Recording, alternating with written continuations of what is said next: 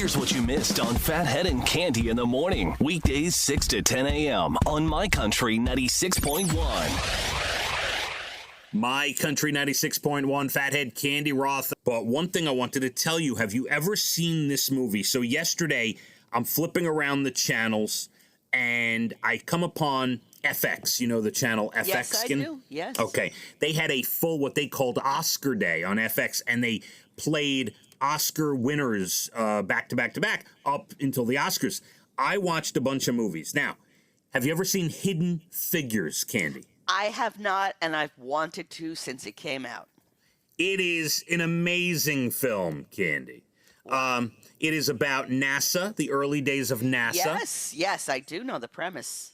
And it is about the three black women who really started what was going on at NASA, like were so important in the mathematics and the beginning of sending people up into space, Cande. It was, really a great film. Yeah, and true story, obviously. Yes. You gotta see it. I definitely will. Yeah, make sure you do. I also watched Bohemian Rhapsody 3 times this weekend. 3 times? Oh, my. I watched a bit of it because it's been playing a lot. Before I get yelled at by my family for sitting around watching Bohemian Rhapsody 3 times, I didn't sit with my eyes focused on the screen, but here's what happened. It was on all weekend. So while I was doing other things, yeah, there were times that I actually watched, but like I kept it on in the background just for the music. I understand that. Yeah, so I had that 3 times I watched that. I also watched, again, for like the 10th time, Martian with Matt Damon. Have you seen this? Have. Great movie. Love it. Such a good movie. Thinking twice about potatoes now, aren't you? Potatoes are key to our survival, Cande. Key.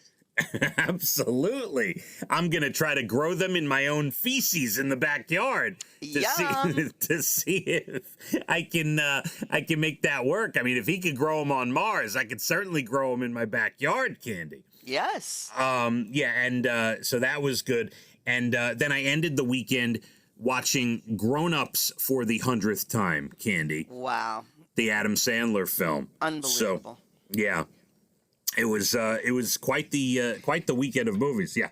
Did you watch anything? Any good films on TV this weekend? I started to watch. What was that? Sound of Metal. I started to watch it. It was heavy for me from the beginning because the music was sort of shocking and her singing definitely shocking. I got through about 15 minutes. I said, I got to come back to this. It gets better. Well, so I know it's not really about the band in the music in the bar. I know that. But I guess I wasn't in the right frame of mind.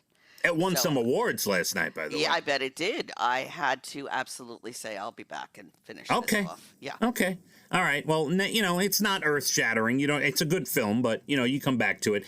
Cande, I got a few stories here I got to run past you. I love this story about this 24-year-old woman from Sedona, Arizona.